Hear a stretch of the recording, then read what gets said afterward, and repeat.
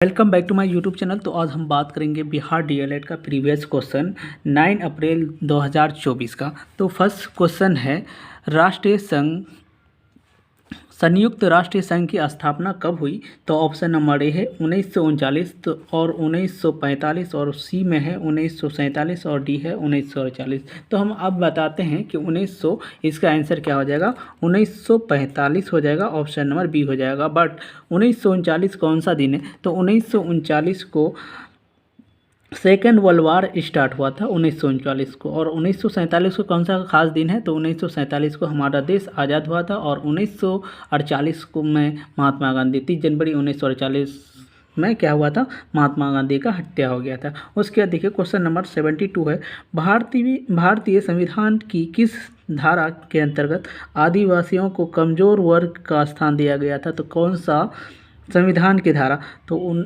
ये option number ए है 342, option number B है 352 और इसका है ऑप्शन नंबर सी 356 और 360। तो इसका आंसर हो जाएगा, क्या होगा, 342 है। 342 संविधान के अंतर्गत है ना, आदिवासियों को कमजोर वर्ग का स्थान दिया गया था। उसके बाद देखिए 73 क्वेश्चन है, निम्नलिखित में से कौन सा फाइबर फसल है? देखो फाइबर फसल है तो ऑप्शन नंबर ए है रबर है, दूसरा जूट है, तीसरा टमाटर है, कॉफ़ी है। तो कौन सा फाइबर फसल है? तो आप लोग कमेंट करके बताइए। तो इसका आंसर क्या हो जाएगा, ऑप्शन नंबर बी हो जाएगा, जूट हो जाएगा। ठीक है, उसके बाद देखिए क्वेश्चन नंबर 74 है, कांग्रेस ने अगस्त 1942 को प्रसिद्ध भारत छोड़ो आंदोलन किस अधिवेशन में पारित किया गया था? तो ऑप्शन नंबर ए है इलाहाबाद, ऑप्शन नंबर बी है कोलकाता, ऑप्शन नंबर सी है वर्धा और ऑप्शन नंबर डी है मुंबई। तो इसका आंसर हो जाएगा ऑप्शन नंबर सी हो जाएगा, क्या होगा, ऑप्शन नंबर सी हो जाएगा।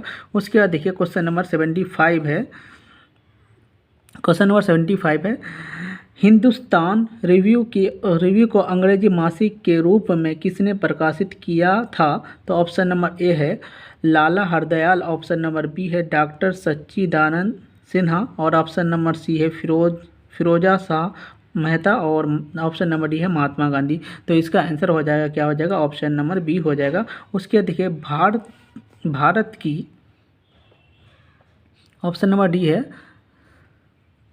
सॉरी, भारत की स्थलीय सीमा कितने देशों को छूती है? देखो कितने देशों को छूती है? तो ऑप्शन नंबर ए है 5, ऑप्शन नंबर बी है 6, ऑप्शन नंबर सी है 7, ऑप्शन नंबर डी है 8। देखो इसको कैसे याद करेंगे हम लोग, याद करने का एक ट्रिक होता है, बचपन में किया एमबीए, क्या होगा, बचपन में किया एमबीए। तो बौ से क्या हो जाएगा, बांग्लादेश, चौ से चीन हो जाएगा, पौ से पाकिस्तान हो जाएगा, नौ से नेपाल होगा, मौ से देखो एमबीए तो एम से म्यांमार और ए से अफगानिस्तान और एन से नेपाल हो जाएगा। ठीक है, 7 देश हो जाता है। कितना होता है, 7 देश। मतलब क्या है, स्थलीय सीमा से बोला है तो 7 देश। फिर अगर सी से लगा हुआ रहेगा तो ये क्या होगा, एक श्रीलंका भी आता है। तो ठीक है, उसके देखिए 77 क्वेश्चन है, गंडक नदी को नेपाल में किस नाम से जाना जाता है? जो गंडक नदी है तो नेपाल में इस नदी को कौन सा नाम से जाना जाता है? तो ऑप्शन नंबर ए है काली गंडक, ऑप्शन नंबर बी है त्रिशूल नदी, ऑप्शन नंबर सी है कृष्णा नदी, ऑप्शन नंबर डी है नारायणी। तो इसका आंसर याद रखना है, गंडक नदी को नेपाल में किस नाम से जाना जाता है? तो नारायणी के नाम से जाना जाता है। ठीक है, उसके देखिए क्वेश्चन नंबर 78 है, डैश भारत के कुल सतह क्षेत्र का 30% है। देखो ये जो है ना, कौन है, मरुस्थल है, पर्वत है, मैदान है, पठार है, कौन सा क्षेत्र है जो 30% है, 30% है? तो इसका याद रखना है कि पर्वत कितना है, 30% भारत के कुल सतह का क्षेत्रफल है। उसके देखिए क्वेश्चन नंबर क्या है, 79 है, झारखंड को कोडरमा निम्नलिखित खनिज में से किस एक का प्रमुख उत्पादक है? तो खनिजों में से किस एक का प्रमुख उत्पादक है? तो यहाँ पर निम्नलिखित दिया हुआ है, ऑप्शन नंबर ए है बॉक्साइड, ऑप्शन नंबर बी है अभ्रक और लोएस कॉपर। तो इसका आंसर याद रखना है, क्या हो जाएगा, अभ्रक हो जाएगा, ऑप्शन नंबर बी हो जाएगा। उसके देखिए क्वेश्चन नंबर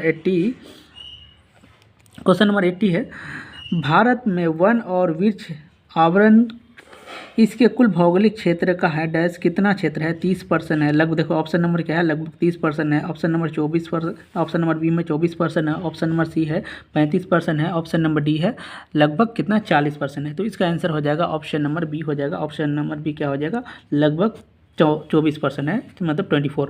उसके देखिए 81 क्वेश्चन है, गुजरात में कहाँ सौर ऊर्जा का आधुनिक संयंत्र लगाया जा रहा है, तो कौन सा जगह में लगाया जा रहा है? तो option number A Ahmedabad, option number B है सूरत, ऑप्शन नंबर सी है बडोदरा, ऑप्शन नंबर डी है कच्छ। तो इसका आंसर याद रखना है क्या होगा? गुजरात को कच्छ से याद रखना है, कच्छ में लगाया जाता है। ठीक है, उसके बाद देखिए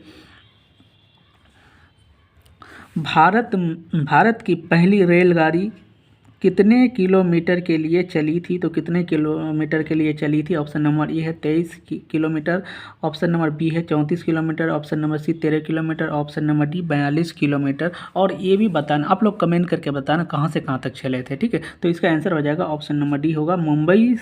देखो ऑप्शन में क्या होगा? मुंबई होगा, बट मुंबई कहाँ से कहाँ तक चले थे आप लोग कमेंट करके बताइए। इसके लिए ये आप लोग का होमवर्क है। ठीक है, उसके बाद देखिए कांवर झील बिहार के किस जिले में स्थित है? तो कांवर झील बिहार के किस जिले में स्थित है? तो आप लोग कमेंट करके बताइए क्या होगा। तो इसका आंसर हो जाएगा ऑप्शन नंबर ए पटना होगा, option number B Begusarai, option number C Bhojpur और ऑप्शन नंबर डी छपरा। तो इसका आंसर क्या हो जाएगा? ऑप्शन नंबर बी हो जाएगा, बेगूसराय में है कांवर झील। कहाँ पे है? बेगूसराय में। और आप लोग कमेंट करके बताइएगा कि बिहार में सबसे ज़्यादा वर्षा कौन सा डिस्ट्रिक्ट में होता है, और बिहार का सिल्क सिटी कौन सा डिस्ट्रिक्ट को बोला जाता है? Silk city. ठीक है, तो सिल्क सिटी किसको बोला जाता है? भागलपुर को बोला जाता है, याद रखना है। उसके देखो रंग भेद की नीति किस देश में कायम है? रंग भेद, देख रंग भेद है ना, काला गोरा, तो रंग भेद किस में? तो याद रखना हम लोग जैसे महात्मा गांधी को कौन से देश से ये किया था रंग भेद का? तो याद रखना दक्षिण अफ्रीका। क्या होगा? ऑप्शन नंबर ए दक्षिण अफ्रीका में रंग भेद का ही है। किस देश में कायम थी? तो दक्षिण अफ्रीका में।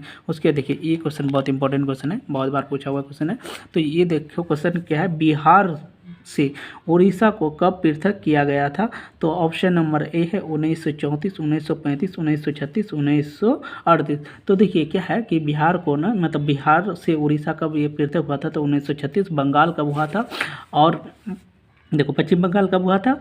और दूसरा क्या है? झारखंड। तो झारखंड कब हुआ था? झारखंड 2000 में हुआ था, और पश्चिम बंगाल 1912 में हुआ था। देखो 1936 में कौन था? उड़ीसा, और 1912 में याद रखना 1912 में पश्चिम बंगाल, और 2000 में झारखंड हुआ था। ठीक है, उसके बाद क्वेश्चन नंबर 86 है, भारत का राष्ट्रपति चुना जाता है। भारत का राष्ट्रपति किसके द्वारा चुना जाता है? तो याद रखना राज्यसभा के सदस्यों द्वारा, लोकसभा के सदस्यों द्वारा, राज्य विधानसभाओं के सदस्यों द्वारा, या सभी विकल्प सही है? तो इसका आंसर क्या हो जाएगा? सभी विकल्प सही है। उसके बाद क्वेश्चन है 87 है, रंग भेद की नीति के विरोध आवाज़ उठाने वाले कौन थे? तो आवाज़ उठाने वाले पहले व्यक्ति कौन थे? याद रखना कौन है? जॉर्ज डब्ल्यू बुश, और उसके बाद Abraham Lincoln, Martin Luther king, या जॉर्ज वाशिंगटन। तो इसका आंसर क्या होगा? आप लोग कमेंट करके बताइए। तो इसका आंसर हो जाएगा ऑप्शन नंबर सी हो जाएगा, मार्टिन लूथर किंग हो जाएगा, ऑप्शन नंबर सी हो जाएगा। उसके देखिए क्वेश्चन नंबर 88 है, क्या है क्वेश्चन नंबर 88, भारतीय संविधान का 73वां संशोधन अधिनियम निम्नलिखित में से किससे संबंधित है? तो ऑप्शन नंबर ए है नगर पालिका, ऑप्शन नंबर बी है पंचायती राज से, उसके बाद देखिए सी है ग्राम पंचायत से, ऑप्शन नंबर डी है ग्राम कचहरी से। तो इसका आंसर क्या हो जाएगा? तो याद रखना 73वां संशोधन किससे जोड़ना है? आपको बी नंबर से जोड़ना है, भारत पंचायती राज से। क्या होगा? ऑप्शन नंबर बी हो जाएगा। उसके देखिए क्वेश्चन नंबर 89 है, देखिए क्वेश्चन नंबर 89 है, निम्नलिखित में से कौन सा कथन सत्य है, कौन सा कथन सही है? तो ऑप्शन नंबर ए है लोकतंत्र को नियमित और स्वतंत्र चुनाव स्थापित करने और खुली सार्वजनिक बहस के लिए स्थितियां स्थापित करने में अधिक सफलता मिली है। तो इसका आंसर हो जाएगा, देखिए यहाँ पे क्या है, नहीं होती है, तो दूसरा में उचित योगदान किया जाता है। तो इसका आंसर हो जाएगा ऑप्शन नंबर यही से है, तो हमको पीछे नीचे क्यों पढ़ेंगे। ठीक है, उसका देखो जैसे आप लोग पढ़ लेना। उसका देखो 18 क्वेश्चन नंबर क्या है 90 है। तो क्वेश्चन नंबर 90 क्या है आप लोग के लिए होमवर्क है, हम बोल देते क्या है। सूचना का अधिकार अधिनियम एक ऐसे कानून का अच्छा उदाहरण है जो लोगों को सशक्त बनाता है, क्योंकि डैश। अब देखो ये क्या है, क्योंकि ये तो बहुत आसान क्वेश्चन है। आप लोग यहाँ पे देना जब भी क्या है कि आप